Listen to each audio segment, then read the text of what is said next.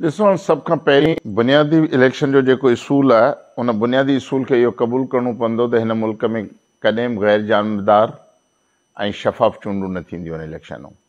Number 1 ऐं establishment जी मर्ज़ी हूंदी आहे त हू कहिड़ी पार्टी खे सियासी मौक़ो ॾियणु चाहिनि था, स्पेस ॾियणु चाहिनि था, पोइ उनजे लाइ साल 2 साल खां वठी होमवर्क कंदा आहिनि, ग्राउंड वर्क कंदा आहिनि ऐं पोइ हुननि खे अॻिते वठी ईंदा आहिनि। हीअ जेका मौजूदा इलेक्शन आहे तव्हांखे ख़बर आहे, उन खां अॻु में उन्हनि इमरान ख़ान जो तजुर्बो कयो। 15 साल पूरो हुननि प्रोपेगेंडा कई त पीपल्स पार्टी करप्ट आहे, मुल्क दुश्मन आहे, नवाज़ शरीफ़ करप्ट आहे, फलां फलां इंडिया जो एजेंट आहे, जेको बि हुननि नरेटिव ठाहियो आहे, जंहिंजे नतीजे में हुननि पाकिस्तान जे अंदरि इन्हनि ॿिनि अवामी पार्टियुनि जे ख़िलाफ़ु एॾी वॾी नफ़रत जो जहान खड़ो कयो आहे जो माण्हू रद्द अमल में ऐं PTI जा हामी थी बीठा। ऐं पोइ PTI जो जेको हिकिड़ो दौरु आयो तव्हां ॾिठो केॾो बदतरीन दौरु हो। हिकिड़ी शख़्सी आमिरियत मुल्क ते नाफ़िज़ हुई, जेको बि हींअर मुल्क जी बर्बादी, मुआशी, सियासी, इख़्लाक़ियात जी जेका बर्बादी आहे उहा उन ई दौर जो नतीजो आहे। त हाणे जीअं हिन में सम्झ में अचे पियो त मियां नवाज़ शरीफ़ साहब जे लाइ राह हमवार कई पई वञे त हू मुस्लिम लीग नवाज़ जेका आहे मुल्क जी वज़ीर आज़म थिए। ऐं तव्हांखे ख़बर आहे त जॾहिं मुस्लिम लीग नवाज़ इक़्तिदार में ईंदी आहे त हू पीपल्स पार्टी सां हुनजो हिकिड़ो अणलिखियल सम्झोतो आहे त भई तव्हां असांखे पंजाब में या वफ़ाक़ में तंग न कयो, असीं तव्हांखे सिंध में मुदाख़िल न कंदासीं, तव्हां पंहिंजे हिसे जी हुकूमत कयो ऐं लुटफुर कयो मज़े सां, ऐं असांखे पंहिंजे हिसे में हुक्मरानी करणु ॾियो ऐं मौज मस्तियूं करणु ॾियो। त पोइ इन जे करे मुस्लिम लीग नवाज़ जे ॿिन्ही टिनी दौरनि खां सिंध जा माण्हू काफ़ी नाराज़ बि आहिनि, नाला बि आहिनि ऐं उन्हनि जी सिंध में का भरोसे जॻी हैसियत कान ठही आहे मुस्लिम लीग नवाज़ जी। स्पेशली पाकिस्तान पीपल्स पार्टी गुज़िरियल 15 सालनि खां लाॻीतो बेनज़ीर साहब जी शहादत खां पोइ इक़्तिदार में रही आहे। इक़्तिदार में रहण खां पोइ हुननि जी जेका कारकर्दगी आहे त उहा सियासी पार्टी घटि हाणे हिकिड़ी बिल्कुलु माफ़िया तौरु कमु करे थी सिंध में।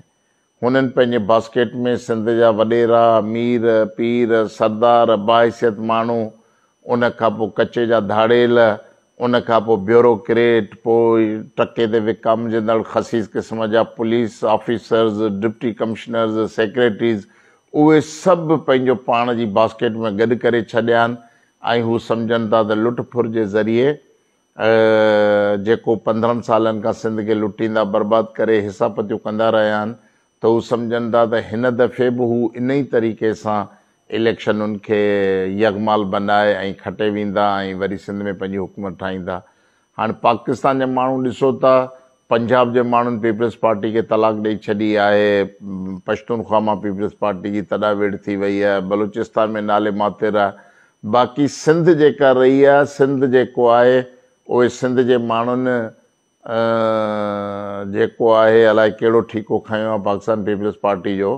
पर उन में मां वॾो ई ॻाल्हि इहा चवां त हीअ जेके बि असांजा पढ़ियल ॻढ़ियल सो कॉल्ड माण्हू आहिनि, जेके प्रोफेसर्स आहिनि, रिटायर्ड वकील आहिनि, जीअं तव्हां ज़िक्र कयो त कहिड़ो ठीको खयो आहे, त जीअं चवंदा त शहीद भुट्टे जो कर्ज़, उहो कहिड़ो कर्ज़ आहे? न उहो मां ॿुधायां थो तव्हांखे हिन ॻाल्हि ते त ही जेके बि पढ़ियल ॻढ़ियल माण्हू आहिनि सभ खां वॾा मुजरम इहे आहिनि। हिकिड़ो ॻोठ जो हारी मज़दूर बेवा माई जेका बेनज़ीर इनकम सपोर्ट जे आसिरे वोट ॾिए थी, या हारी जेको पंहिंजे सरदार ऐं ज़मींदार जे मुआशी चिप ऐं दॿा जे सबबु वोट ॾिए थो, उनजो को ॾोह कोन्हे। हीअ असां जेको शहरनि में रहंदड़ पढ़ियल ॻढ़ियल माण्हू आहियूं, तमाशेबाज़ जेके आहियूं, सोशल मीडिया ते वॾा क़ौमी हीरा ऐं वॾा जेके जंग जा सिपह सालार लॻा वेठा ऐं वेठा लेख चाढ़ींदा आहियूं, अमली तरह क़ौमी तहरीक में, सिंध जे बका जी तहरीक में, या सिंध में हिकिड़ी जेका ट्रांसफॉर्मेशन, पॉलिटिकल ट्रांसफॉर्मेशन लाइ कख भञी बीणूं न कंदा आहियूं, को कमु करण लाइ तयारु न आहियूं, रुगो वात जा पुला पचाए ठका हणंदा आहियूं, उहे सभ खां वॾा मुजरिम आहिनि जिन पीपल्स पार्टी खे हिते एक्सेस ॾिनो आहे। तव्हां जेके बि कोम्परस नंढियूं वॾियूं सियासी जमायतूं आहिनि उन्हनि खे गारियूं ॾियो, उन्हनि जी किरदार कशी कयो, उनजी गिलाखोरी कयो, उन्हनि खे माण्हुनि में मुतनाज़ा ठाहियो ऐं पंहिंजा रस्म रवाज रिआयतूं वठण लाइ उहे तव्हां उन्हनि जे आसिरे वेठा हुजो। ॿिया जेके रिआयतूं नथा वठनि उहे वरी फेसबुक ते लेख लिखी पंहिंजो पाण खे वॾो हक़ जो अलमबरदार सॾाए ऐं कुंड में वेठा आहिनि। जेकॾहिं क़ौमुनि जी एॾी वॾी तबाही ऐं तंज़िली पीपल्स पार्टी कई आहे त उनखे रद्द ॾियण लाइ सिंध जो शौर आहे किथे? सिंध जो शौर घर सुतो पियो आहे। त इन जे करे मुंहिंजा भाउ, असांजो पहिरीं ॾींहं खां इहो मौक़िफ़ हो त पीपल्स पार्टी वॾेरे जी, हिकिड़े वॾेरे जी तब्दीली सां ॿिए वॾेरे खे आणियो, इन सां सिंध में का तब्दीली कान ईंदी। मसलन माण्हुनि वटि ख़्यालु आहे जेको ठाहियो वियो आहे या एस्टेब्लिशमेंट ठाहियो आहे त जेकॾहिं पीपल्स पार्टी खे शिकस्त ॾियणी आहे त पोइ वरी GDA में बि साॻिया सरदार भोतार पीर साहिबान वेठा आहिनि ऐं उन खां पोइ वरी उन्हनि जी इतादी MQM हूंदी, वरी उनजी इतादी जेका आहे सा JUI हूंदी, बुनियाद परस्त टीम हूंदी, उन्हनि जी इतादी वरी साईं मुंहिंजा मुस्लिम लीग नवाज़ हूंदी। त अधो मोह अधी ॼाई असां उतरे जा उतरा, पीपल्स पार्टी वेंदी, वरी ॿिया वॾेरा अची वेही रहंदा। इन सां सिंधी माण्हुनि जे, आम सिंधी माण्हुनि जे मुक़दर जो ते कहिड़ो असरु पवंदो? त इन ग़लति रवायतुनि जा असीं अमीन आहियूं। असां बिल्कुलु इन ॻाल्हि लाइ आहियूं तयारु त असां मैदान ख़ाली कोन छॾींदासीं।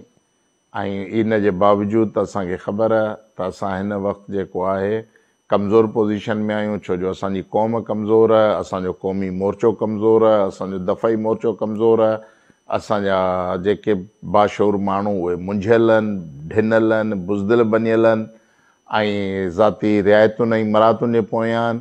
त इन जे करे एॾो वॾो को सिंध में मंधाइण जी कैफ़ियत कोन्हे, पर असां तारीख़ में हिकिड़े सही रुख में बि इन समूरी ग़लति सियासत खे रद्द ॾियण लाइ असां पंहिंजी ज़िमेवारी जो किरदारु अदा कंदासीं।